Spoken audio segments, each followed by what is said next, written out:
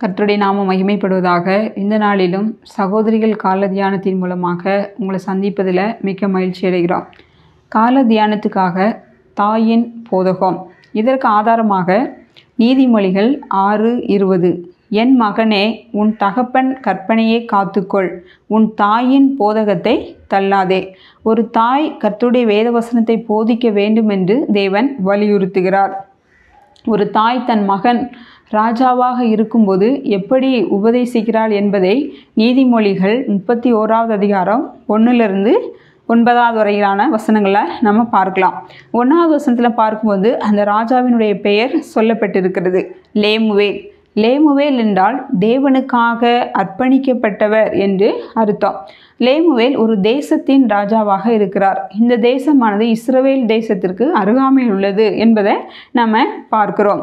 அந்த லேமுவேல் ராஜாவாக இருப்பதனால ஒரு ஞானமுள்ளவராகவும் நற்குணமுள்ளவராகவும் இருக்க வேண்டும் என்பது அவருடைய தாயின் விருப்பம். அந்த விருப்பத்தின்படி தான் அவங்க உபதேசிக்கிறத நம்ம பார்க்குறோம். வசனம் 2 நம்ம பார்க்கும்போது தன் மகனை எப்படி அழைக்கிறாங்க அப்படின்னு சொல்லி நம்ம பார்க்குறோம். என் மகனே, என் கற்பத்தின் குமாரனே, என் பொருத்தனைகளின் புத்திரனே என்று சொல்லி அழைக்கிறாங்க. என் மகனே என்று சொல்லி பிரியமாக அழைக்கிறத நம்ம பார்க்குறோம். லேமுவேலின் தாய் குமாரனை பெற்றெடுக்கும்போது ஒரு பொருத்தனையோடு பெற்றெடுக்கிறாள். அதனால்தான் பொருத்தனைகளின் புத்திரன் என்று அழைக்கிறார். நாமும் நம்முடைய பிள்ளைகளை தேவ சமூகத்தில் ஒப்பு கொடுத்து ஜெபம் பண்ணும்போது பிள்ளைகள் ஒப்பு கொடுக்கப்பட்டவர்களாக வாழ்வார்கள். வசனம் 3-4 நம்ம பார்க்கும் பொழுது லேமுவேலின் தாய் 2 விதமான பாவங்களை குறித்து அங்கே எச்சரிக்கிறத நம்ம பார்க்கிறோம். 1 வசனம் 3, ஸ்திரீகளுக்கு உன் பலனையும் ராஜாக்களை கெடுக்கும் காரியங்களுக்கு உன் வழியையும் கொடாதே என்று எச்சரிக்கிறார். ஸ்திரீகளுக்கு உன் பலனையும் அப்படின்னு சொல்லும்போது ஸ்திரீகள் என்பது அந்நிய ஸ்திரீகளை குறிக்கிறது. பெண்களுடைய பேச்சில் மயங்கி பலன் இல்லாத ஒரு ராஜாவாக இருக்கக்கூடாது. ராஜாவுக்கு பலன் இல்லை என்று சொன்னால் பயம் ஏற்படும். ராஜாவுக்கு பயம் ஏற்படும் போது அவர் ஒரு அடிமையாக மாறிவிடுவார். ஒரு ராஜா கோழையாக அங்கே நிற்கக்கூடாது. ஒரு தைரியமாக செயல்படுற ராஜாவாக இருக்க வேண்டும் என்பதையே அங்கே தெளிவுபடுத்துகிறாங்க. ஒரு தேசத்தின் ராஜா சிற்றின்பங்களுக்கு அடிமையாக இருக்கக்கூடாது. தன்னைத்தானே அடக்கி ஆளக்கூடிய ஒரு ராஜாவாக இருக்க வேண்டும். ஒரு பெரிய தேசத்தை அடக்கி ஆளக்கூடிய ராஜா தன்னையும் தன் சுயத்தையும் அடக்கி ஆள வேண்டும் என்பதை அங்கே தெளிவுபடுத்துகிறாங்க. தேசத்தில் ராஜா எப்படி இருக்க வேண்டும்? பரிசுத்தமாயும் நீதியாயும் சாட்சியாயும் வாழ வேண்டும் என்பதையே தெளிவுபடுத்துகிறதாக நம்ம பார்க்குறோம். வசனம் 4 பார்க்கும் பொழுது ராஜாக்களுக்கு எது தகுதி அல்ல என்பதை சொல்கிறாங்க. திராட்சரசம் குடிப்பது ராஜாக்களுக்கு தகுதி அல்ல. லேமுவேலே அது ராஜாக்களுக்கு தகுதி அல்ல. மதுபானம் பிரபுக்களுக்கு தகுதி அல்ல என்பதை சொல்கிறாங்க. ஒரு தேசத்தின் ராஜா தாறுமாறாக குடித்து வெறித்திருக்கக்கூடாது. திராட்சரசம் குடிப்பது ராஜாவுக்கு ஒரு லட்சணமான காரியம் கிடையாது. அது தேசத்தின் ராஜாவுக்கு நற்பெயரை கெடுக்கக்கூடியதாக இருக்கிறது. ராஜாவினுடைய தலையில் கிரீடம் இருக்கிறது. அந்த கிரீடமானது திராட்சரசம் குடிக்கும்போது பிரகாசம் இல்லாத ஒரு காரியமாக மாறி போயிடும். அது மங்கி போய்விடும்.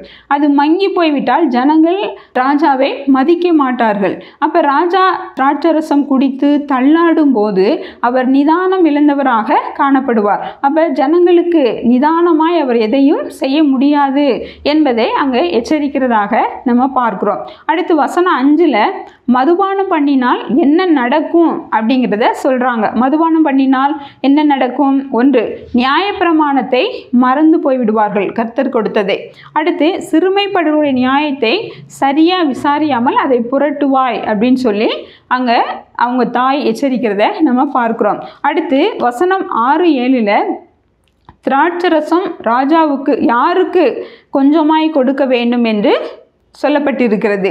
அடுத்து நம்ம பார்க்கும்போது வசனம் 8-9 நீ தேசத்தின் ராஜாவாய் இருப்பதனால் என்ன செய்ய வேண்டும் என்று கற்றுக் கொடுக்கிறாள். என்ன செய்ய வேண்டும்? 8வது வசனமும் 9வது வசனமும் ஊமையானவனுக்காக திக்கற்றவர்கள் எல்லாருடைய நியாயத்துக்காகவும் உன் வாயை திற. உன் வாயை திறந்து நீதியாய் நியாயந்திருத்து சிறுமையும் எளிமையுமானவனுக்கு நியாயம் செய் என்று சொல்லுகிறாள். ஊமையாக இருப்பதுனா என்ன அப்படின்னா, அவர்கள் தங்களுடைய காரியங்களை எப்படி பேச வேண்டும் என்று சொல்லி அவர்களுக்கு தெரியாது. சிலர் பயத்தினால கூட பேச முடியாமல் என்ன செய்யலாம், ஊமையாக இருக்கலாம்.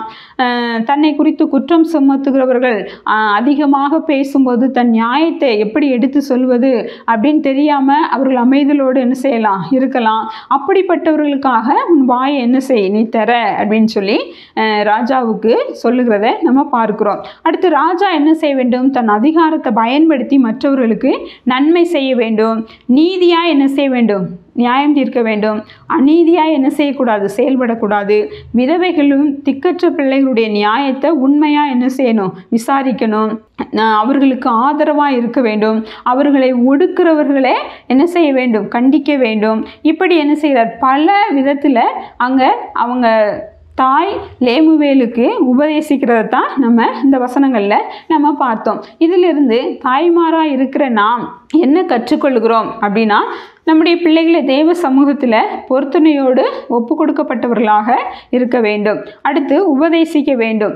எப்படி உபதேசிக்க வேண்டும், நம்முடைய பிள்ளைகளுக்கு நன்மையான காரியங்களை என்ன செய்ய வேண்டும், கற்றுக் கொடுக்க வேண்டும். நம்முடைய பிள்ளைகள் தீமையை விட்டு இந்த உலகத்தில் ஜீவிக்கிறவர்களாக காணப்பட வேண்டும்.